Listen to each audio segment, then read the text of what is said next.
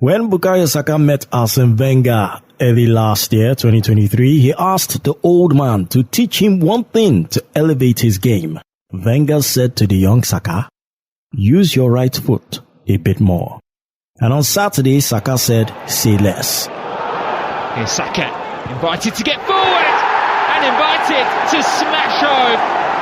Bukayo Saka netting another brace in the Premier League.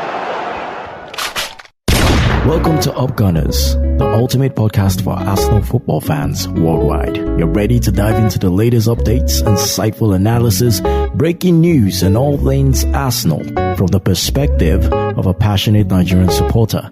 Now join me, Tony Doe, as I explore the highs, lows, and everything in between of being part of the Gunners family.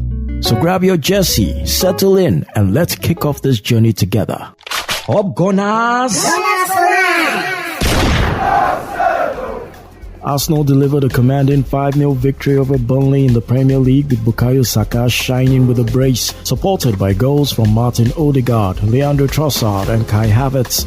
The win keeps Arsenal within striking distance of league leaders Liverpool. Burnley's woes continue as they suffer an 8th winless match, remaining 7 points adrift of safety. Manager Mikel Arteta praised Arsenal's hunger for success, while Vincent Kompany acknowledged Burnley's subpar performance. Analysis suggests Arsenal's recent form, defensive resilience and emerging talents like Saka could negate the need for a marquee striker. More on that a little later. Up next, Arsenal tackles Porto in the Champions League before hosting Newcastle in the Premiership. Arsenal's commanding performance against Burnley grabbed headlines as they secured a resounding victory at Turf Moor. Player ratings reflect the exceptional display by key individuals, with Martin Odegaard and Bukayo Saka leading the charge. Martin Odegaard's sensational form continued as he showcased his prowess with a superbly taken goal, a penalty creation and an assist, earning him a stellar rating of 9. Bukayo Saka, who's been in scintillating form, scored yet again, making it 6 goals in 4 games and received a commendable rating of 9 as well. Other notable performances included Declan Rice's commanding presence in midfield, earning him an 8 rating, and Kai Havertz's direct running causing problems for Burnley, leading to a well-deserved goal and an 8 rating. The defensive lineup also shone, with Ben White and William Saliba showcasing their defensive prowess with solid performances, both receiving a rating of 7. Arsenal's bid for the Premier League title is supported by a string of impressive statistics indicating their improved form compared to last season. With the fewest shots on target faced in the league and a remarkable 26.6% conversion rate, their defensive resilience stands out. Recent matches have seen them concede minimal expected goals, showcasing their solidity at the back. Against top teams, Arsenal has been formidable, averaging 2 points per game in clashes with the Big Six. Moreover, their recent surge, accumulating 15 points from 5 matches in 2024, strongly reflects their title aspirations. With a prolific scoring rate, efficient set-piece execution, and superior goal difference of plus 36, Arsenal's progress this season is evident, marked by a significant improvement over last year's performance. Jukwese. Arsenal manager Mikel Arteta has lauded his team's impressive 5-0 victory over Burnley, yet he insists one player can do more. Bukayo Saka, yes, so it is you. You shone well with another brace in the 5th consecutive Premier League win, positioning the Gunners in the title race. Well done. Arteta emphasizes the need for unpredictability in play and desires more from his squad as they gear up for upcoming Champions League and Premier League challenges. See, Mikel, we're on the same page with you. Meanwhile, Arsenal enthusiast and TV personality Piers Morgan has drawn parallels between Arsenal standout Kai Havertz and football legend Diego Maradona. How? Kai Havertz is tall, Maradona was short. Anyway, following a remarkable goal against Burnley, of course, everybody was excited about that goal. Havertz's stellar performance contributed to Arsenal's commanding victory, prompting Morgan to laud the player's skill on social media, dubbing the goal a mini Maradona moment. Well, at least Piers is happy about something these days. In the wake of Arsenal's recent surge in form, fans have rallied behind Brazilian defender Gabriel Magalhães with a catchy new chant. Celebrating his stellar performances both in defense and attack, supporters serenade Magalhães as the King of Brazil and hail him as our wall at the back. The chant is seriously gaining traction on social media, and it does reflect the growing admiration for Magalhães' contributions to the team's success. Check it out.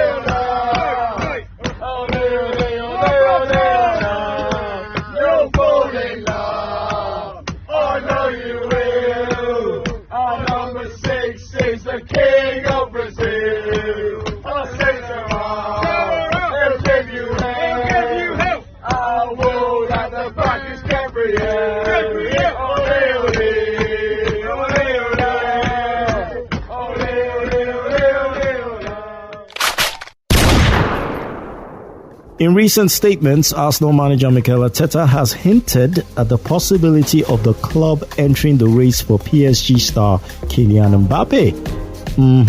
While Real Madrid remains the frontrunner for the French forward, Arteta expressed interest in bringing Mbappe's caliber to Arsenal. The potential move could bolster Arsenal's squad and elevate their competitive standing. Code is presumptuous. Financial hurdles, however, may pose a challenge, with Mbappe's anticipated high salary potentially exceeding Arsenal's budget. Is an assumption. Meanwhile, Oremi Kesho might have something to say about this. Listen.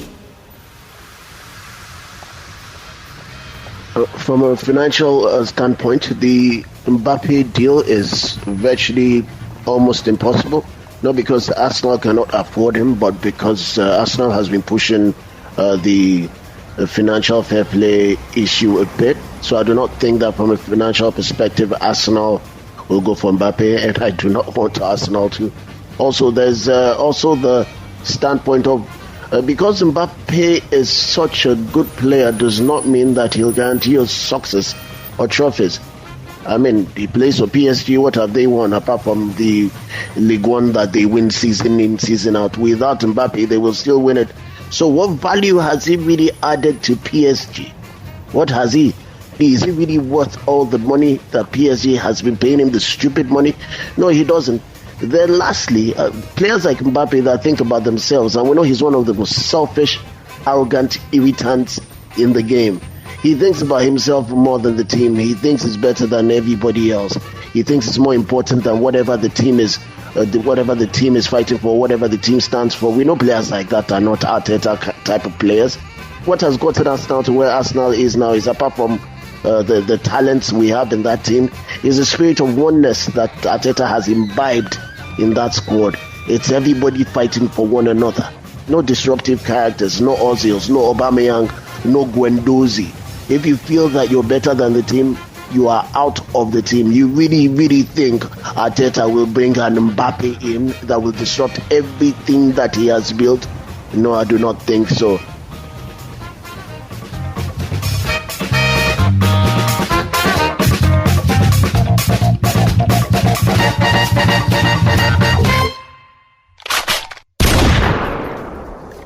Did you know former Arsenal midfielder Ray Parlour once missed a match after headbutting a bar during a night out with Frank Lampard? I mean, Chelsea and Arsenal waiting Cosanto Ovuna.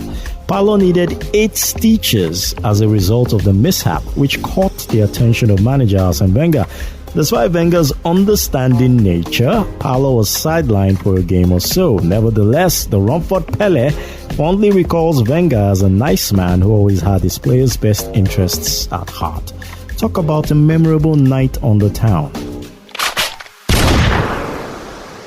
In a historic showdown at the Emirates Stadium, Arsenal women's team clinched a resounding 3-1 victory against Manchester United women.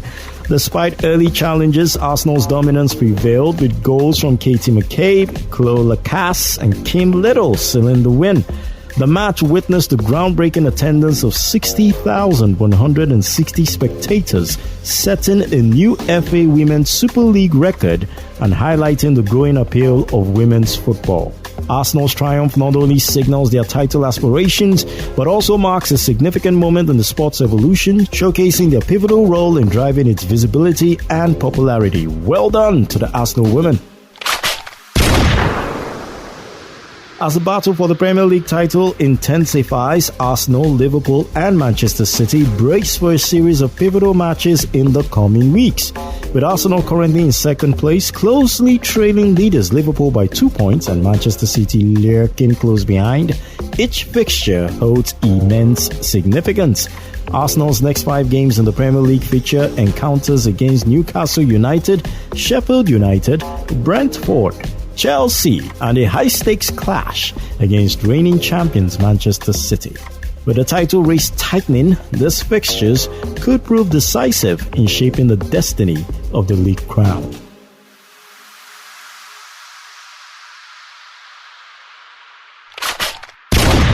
That's a wrap for today's episode of Up Gunners, and I hope you enjoyed delving into the world of Arsenal Football Club with me, Tony Doe. Don't forget to subscribe to stay up to date with all future episodes. If you have any thoughts, questions or suggestions, feel free to reach out to me at upgunnerspodcast@gmail.com. upgunnerspodcast@gmail.com. I'm active on Twitter as well at upgunnersng, active on Facebook at upgunnersng. We're also on Instagram at upgunnersng. Until next time, keep the gunner spirit alive and remember, Up Gunners!